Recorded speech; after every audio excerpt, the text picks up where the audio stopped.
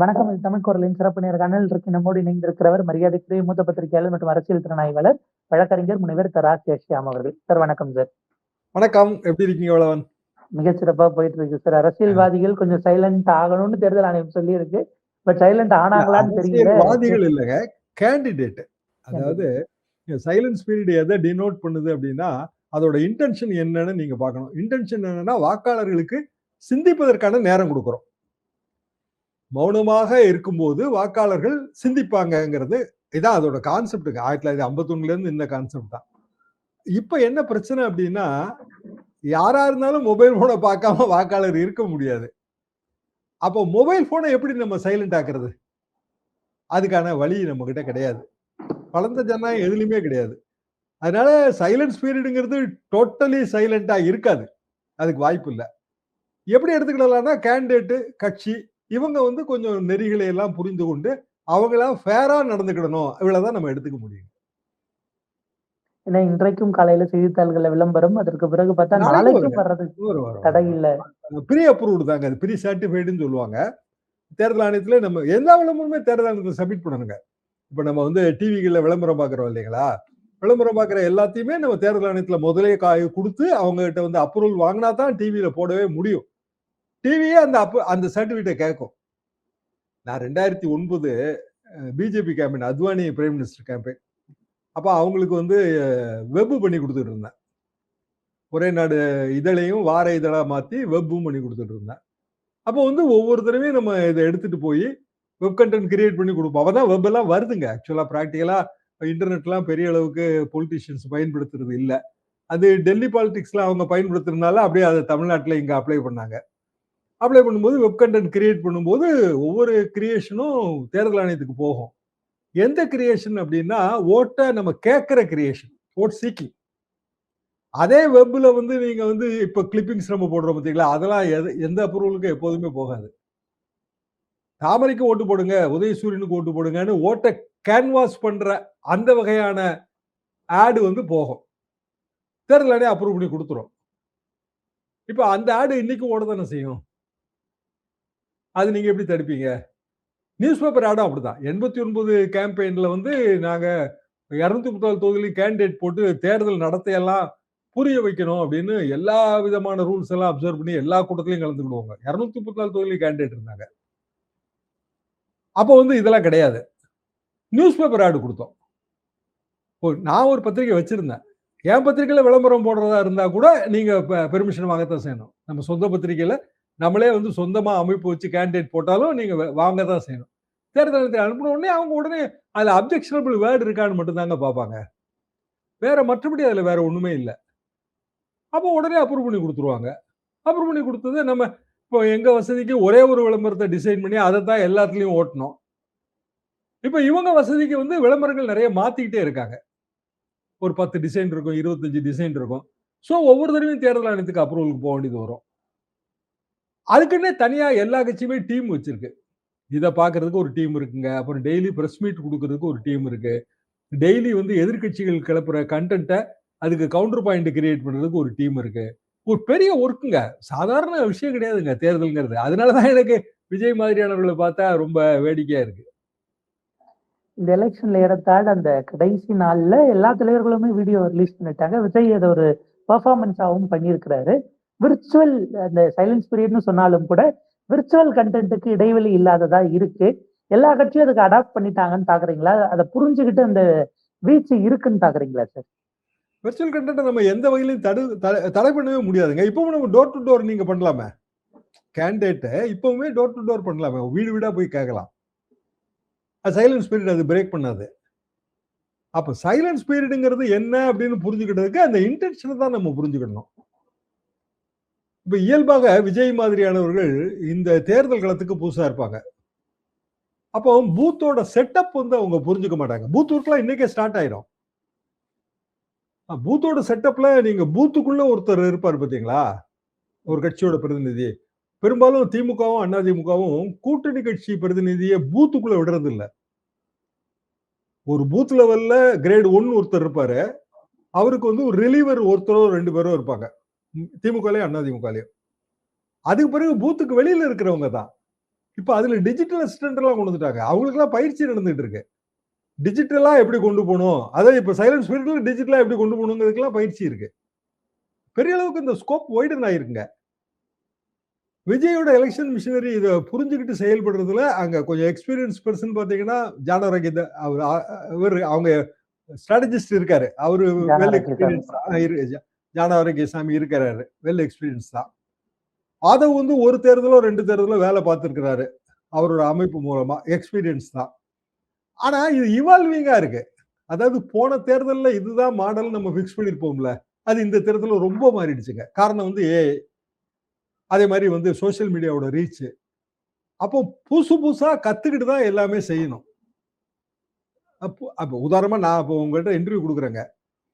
நான் என் கருத்தை சொல்லும் போது இதெல்லாம் ஷார்ட்ஸுக்கு சரியா வருமா, கிளிப்பிங்ஸுக்கு சரியா வருமா, ரீல்ஸுக்கு சரியா வருமா, இவ்வளவு யோசிச்சு சொல்ல வேண்டியது இருக்கு. ஏன்னா நீங்க அப்படித்தான் வருது, வியூவே அப்படிதான் வருது.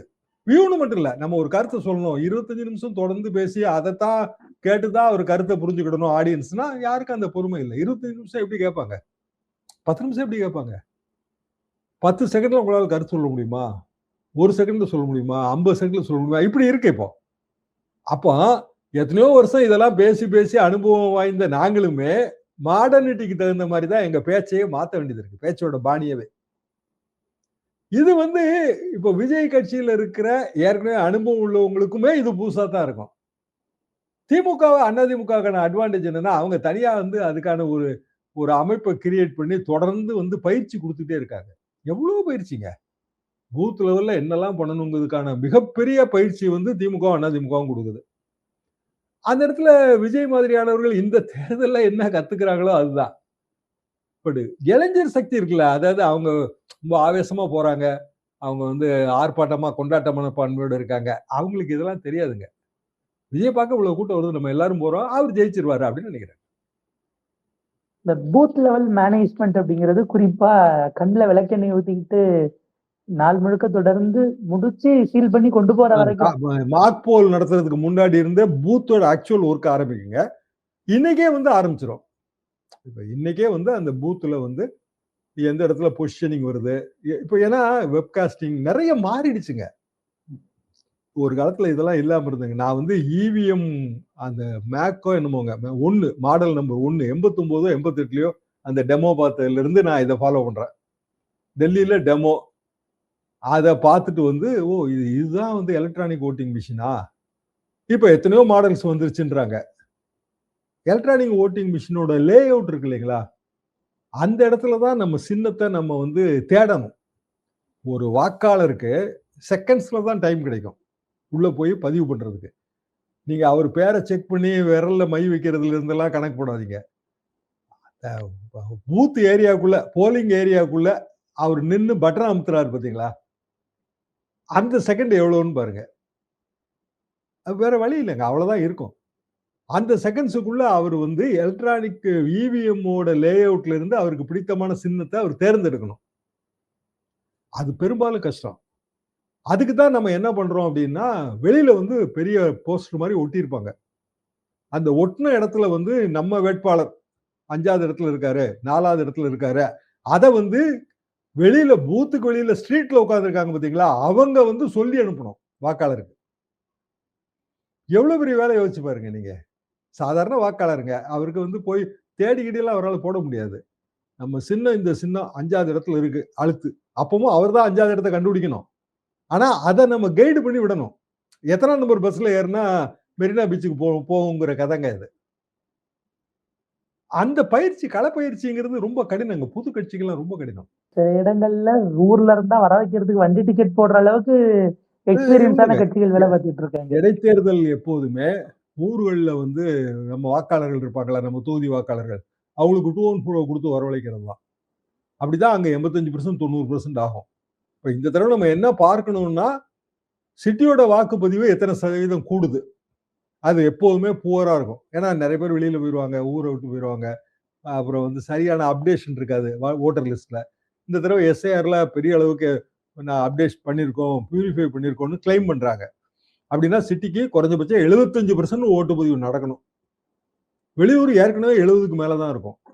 அப்படின்னா 82-85% ஓட்டுப்பதிவு இருக்கணுங்க, சிட்டியை தாண்டி ரூரல் ஏரியால. அப்படி இருந்துச்சு அப்படின்னா கண்டிப்பாக நல்ல ஓட்டுப்பதிவு. எஸ்ஐஆர்ல வந்து நல்லா வேலை பார்த்துருக்காங்க. ஓட்டர் லிஸ்ட் வந்து வாக்காளர் பட்டியல் பியூரிஃபை ஆயிருக்கு அப்படி நான் எடுத்துக்கிடுவேன். அப்படி வரும்போது நம்மளோட ரிசல்ட்டுகள் எல்லாம் எப்படி மாறுதுங்கிறத நம்ம சார் 1 கோடி வாக்கு நீக்கின பிறகு பேஸ் நம்பர் மாறுச்சுன்னா, போன முறை பதிவான வாக்கு பதிவானாலே பெர்சன்டேஜ் கூட இல்ல வரும். அந்த ஆமா, ஒரு சிக்கல் இதுல ஆமா, இருக்குது. கண்டிப்பா கூட தான் வரும். அதாவதுங்க நம்ம வந்து 6 கோடி சொச்சம் வாக்காளர் பட்டியல்ல இருந்தோம். இப்ப 5 கோடி சொச்சம் வாக்காளர் பட்டியலுக்கு மாறிட்டோம். 6 கோடி சொச்சம் வாக்காளர் பட்டியல்ல 4 கோடி சொச்சம் பதிவாயிருக்கும் இல்லையா? அதே தான் இப்போ பதிவானாலே உங்களுக்கு பெர்சன்டேஜ் கூடிரும். அந்த இடம் அது தேர்தல் ஆணையத்துக்கு கிரெடிட் குடுக்கிறதா? இல்ல பேஸ் லைன மாத்துனதுனால வந்துச்சாங்கிறது இல்ல ஏன்னா எவ்வளவு தேர்தல் பேர் மிஸ் ஆணையத்துக்கு ஒரு ஆகுது. கிரெடிட் குடுக்கலாங்க. ஏன்னா, எஸ்ஐஆர் பணியில பிற மாநிலங்கள்ல என்னென்ன பிரச்சனைகள் ஏற்படுதுன்னு நமக்கு தெரியும். இங்க வந்து பெரும்பாலும் அது இல்ல. முக்கிய காரணம் திமுக தான். ஏன்னா இங்க வந்து எஸ்ஐஆர் பணியில அவங்க நல்லா பண்ணாங்க. கடைசி வரைக்கும். இப்போ வெஸ்ட் பெங்கால்ல இன்னைய வரைக்கும் வாக்காளர் பட்டியல்ல சேர்த்துட்டு இருக்கு. சுப்ரீம் கோர்ட்டோட இன்டர்வென்ஷன் காரணமாக. இன்னைக்கு போய் சொல்லணும் அவன். பூத் ஸ்லிப்ப குடுத்து, நாளைக்கு தேர்தல். இன்னைக்கு பூத் ஸ்லிப் குடுத்து சொல்லணும். நாளைக்கு உனக்கு தேர்தல்யா, உனக்கு ஓட்டு கிடைச்சிருச்சு, ஓடு அப்படின்னு சொல்லணும். எவ்வளவு கஷ்டம் ஆச்சு பாருங்க அது. நமக்கு அந்த பிரச்சனைகள்லாம் இல்ல. பெரும்பாலும் அதுக்கான காரணம் நம்மளோட அரசியல் கட்சிகள். பொதுவாக திமுகவுக்கு தான் நான் அதுல ஃபுல் கிரெடிட் குடுப்பேன். நெக்ஸ்ட் வந்து ஏடிஎம்கே. பிற கட்சிகள் எல்லாமே இவங்க உழைப்புல தான் அவங்க ஓட்டு வாங்கணும். அப்போ இங்க வந்து எஸ்ஐஆர் கம்ப்ளைண்டே இல்ல. அவ்வளவு பெரிய ஞானேஷ்குமாரே தமிழ்நாட்டுல ஜனநாயகம் தலை தோங்குதுன்னு சொல்லிட்டாரு. அப்படின்னா யோசிச்சு பாருங்க. அப்ப இந்த முறை நம்ம என்ன இதுல கற்றுக்கொள்ள வேண்டிய பாடம் அப்படின்னு நான் என்ன நினைக்கிறேன்னா, கேம்பெயின் ஸ்பீச்சஸ்ல வந்து ஹேட் பாலிடிக்ஸ் தேவையில்ல. ஆனா விஜய் எல்லாம் ரொம்ப ஹேட் பாலிடிக்ஸ்ங்க. அது இன்னும் சொல்லப்போனால் நிறைய இடங்கள்ல வந்து அது கொஞ்சம் அளவுக்கு அதிகமா இருந்தது. பவள விழா பாப்பா, பல்லாங்குழி பாப்பான்னு சொன்னதெல்லாம் நாங்களாம் லைக் பண்ணவே இல்லைங்க. ரசிக்கவே இல்ல. என்ன காரணம்னா, பெரிய பெரிய தலைவர்கள் உருவாக்குன கட்சிங்க. திமுகனா அண்ணா உருவாக்குன கட்சி 1949. அதுக்கு முன்னாடி ஒரு பெரிய வரலாறு இருக்கு. அது எப்படி பவள விழா பாப்பான்னு இவரு அதை எப்படி சிறுமைப்படுத்த முடியும்? பல்லாங்குழி பாப்பான்னு சொல்றது அதிமுக தான் சொல்றாரு அவரு. அதிமுக எப்படி பல்லாங்குழி பாப்பா ஆகும்? எம்ஜிஆர் மாதிரியான ஒரு பெரிய தலைவர் உருவாக்குன கட்சி. எத்தனையோ முறை ஆட்சியில் இருந்த கட்சி. அப்போ எத வேணாலும் பேசலாம் அப்படின்னு வரம்பு மீறி பேசுறது விஜய்க்கெல்லாம் நல்லதில்ல. அது அழகும் இல்ல. ஏன்னா அவரு வளரணும்னு நினைக்கிற எந்த வளரணும்னு தலைவருக்கும் நினைக்கிறார்ல. இப்பதான் வந்திருக்காருங்க. வரட்டும். அரசியல்ல உழைக்கட்டும். அப்போ விஜயோட பெர்சனல் மேட்டர் கூட பேச வேண்டாம்னு அடக்கி தான் வாசிக்கிறாங்க எல்லாருமே. அது எதுக்குங்க பெர்சனல் மேட்டர போய் பேசிக்கிட்டுன்னு. ஆனா அவரு பெர்சனலா அட்டாக் பண்றாரு.